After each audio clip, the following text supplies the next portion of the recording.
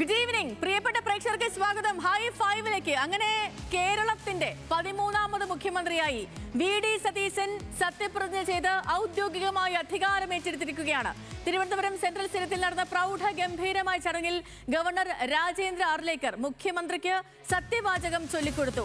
ചടങ്ങിൽ മുഖ്യമന്ത്രിക്ക് പിന്നാലെ പുതിയ മന്ത്രിസഭയിലെ 20 മന്ത്രിമാരും സത്യപ്രതിജ്ഞ ചെയ്ത് ചുമതലയേറ്റു. ആദ്യ മന്ത്രിസഭാ യോഗവും അതിലെ തീരുമാനങ്ങളും വന്നു. മന്ത്രിമാരുടെ വകുപ്പുകളിലും ധാരണയായിരിക്കുന്നു. നമുക്ക് പരിശോധിക്കാം ജനപ്രിയം ടീം വി.ഡി.എസ്.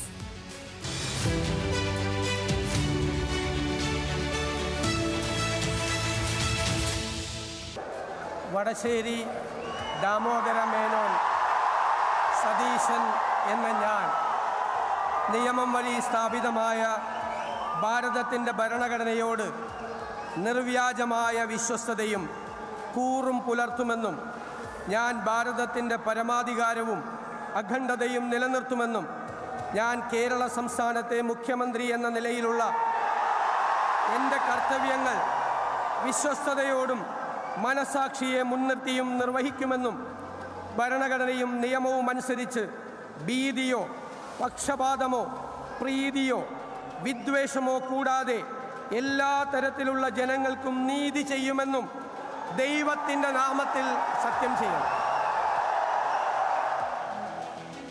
സെൻട്രൽ സ്റ്റേഡിയത്തിലേക്ക് ഒഴുകിയെത്തിയ ജനലക്ഷങ്ങളെ സാക്ഷിയാക്കിയാണ് വി.ഡി. സതീശൻ മന്ത്രിസഭ സത്യപ്രതിജ്ഞ ചെയ്തത്.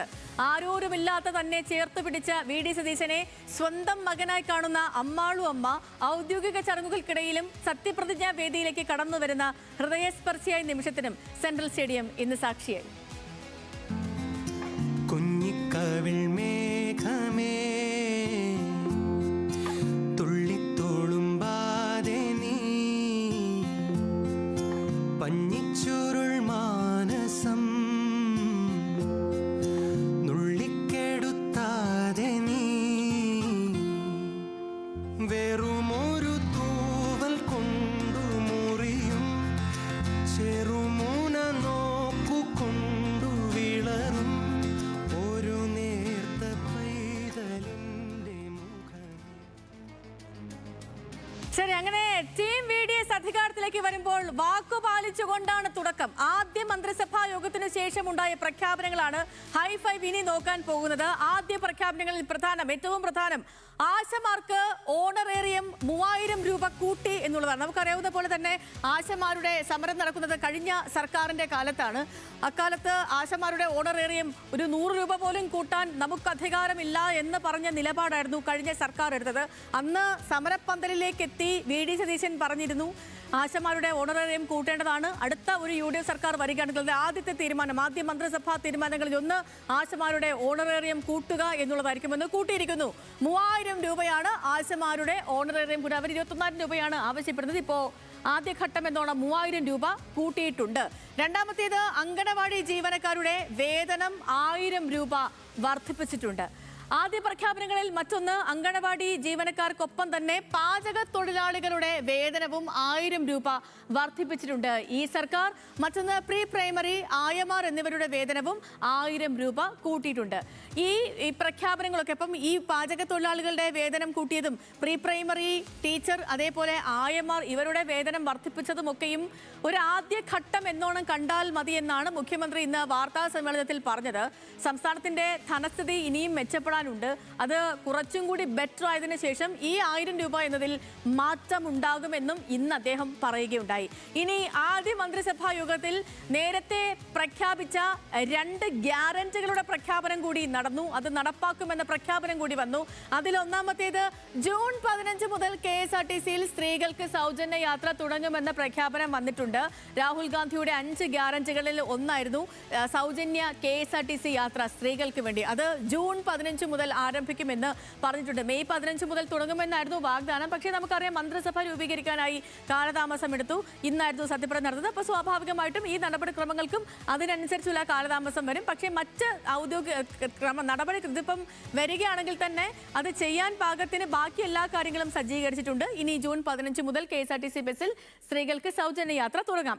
മറ്റൊന്ന് വയോജനങ്ങൾക്ക് വേണ്ടി പ്രത്യേകമായൊരു വകുപ്പാണ്. അതും ഗ്യാരണ്ടിയിൽ ഉണ്ടായിരുന്ന ഒന്നാണ്. ഇപ്പം വയോജനങ്ങൾക്ക് വേണ്ടി പ്രത്യേക ഒരു വകുപ്പ് രാജ്യത്ത് ആദ്യമാണെന്നാണ് മുഖ്യമന്ത്രി ചൂണ്ടിക്കാട്ടിയത്. മാത്രമല്ല, സമൂഹം പരിഷ്കൃതമാകണമെങ്കിൽ മുതിർന്നവരെ സംരക്ഷിക്കണമെന്നും അദ്ദേഹം ഇന്ന് കൂട്ടിച്ചേർക്കുകയുണ്ടായി. വയോജന വകുപ്പിന് പിന്നിൽ സ്വപ്ന തുല്യമായ ഒരു ലക്ഷ്യമുണ്ട് എന്നും VD സതീശൻ വ്യക്തമാക്കി. ഇനി മറ്റൊന്ന്, രക്ഷാപ്രവർത്തനം അന്വേഷിക്കാനുള്ള ഉത്തരവാണ്. അതായത് നവകേരള സദസ്സിനിടെ യൂത്ത് കോൺഗ്രസ് പ്രവർത്തകരെ മുൻ മുഖ്യമന്ത്രിയുടെ ഗൺമാൻമാർ മർദ്ദിച്ച സംഭവത്തിൽ പ്രത്യേക അന്വേഷണ സംഘത്തെ രൂപീകരിച്ചിട്ടുണ്ട്. നമുക്കറിയുന്ന പോലെ ആലപ്പുഴയിലെ നവകേരള സദസ്സിനിടയിലാണ് യൂത്ത് കോൺഗ്രസ് പ്രവർത്തകരെ മുൻ മുഖ്യമന്ത്രിയുടെ ഗൺമാൻമാർ മർദ്ദിച്ചത്. ഈ സംഭവത്തിലാണ് പ്രത്യേക അന്വേഷണ സംഘത്തെ രൂപീകരിച്ചത്. കുറ്റക്കാർക്കായ ഉദ്യോഗസ്ഥർക്കെതിരെ നടപടി എടുക്കുമെന്നും അദ്ദേഹം പറയുകയുണ്ടായി. ഇനി മെയ് 21-നാണ് നിയമസഭാ സമ്മേളനം ആരംഭിക്കുക. ഈ പുതിയ സർക്കാരിന്റെ ആദ്യ നിയമസഭാ സമ്മേളനം തുടങ്ങുന്നത് മെയ് 21-നായിരിക്കും.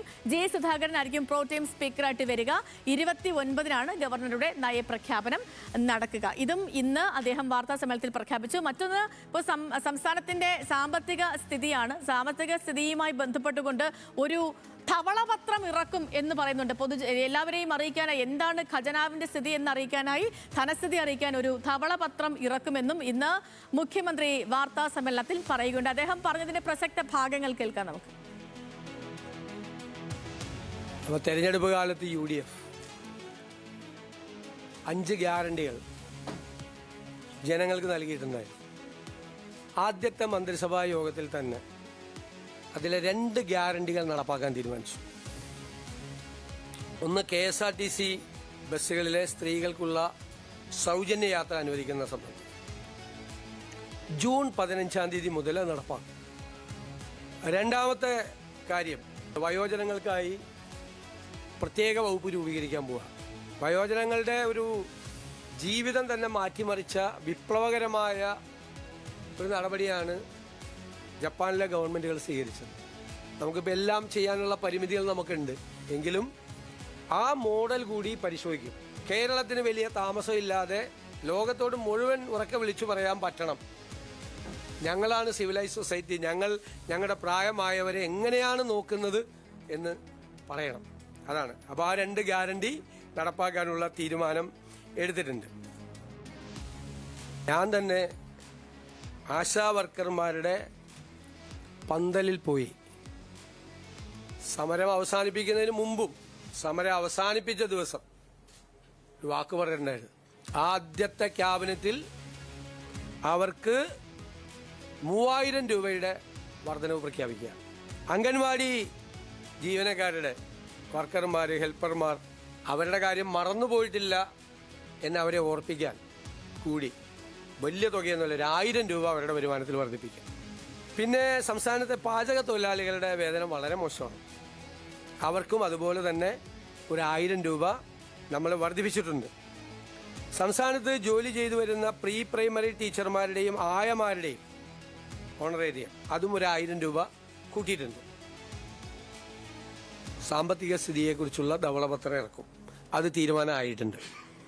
അത് ഒരു ഉദ്യോഗസ്ഥ തലത്തിൽ മാത്രമല്ല, വിദഗ്ധരായ ആളുകളെ ഒരു ടീം അത് പിന്നീട് പ്രഖ്യാപിക്കും.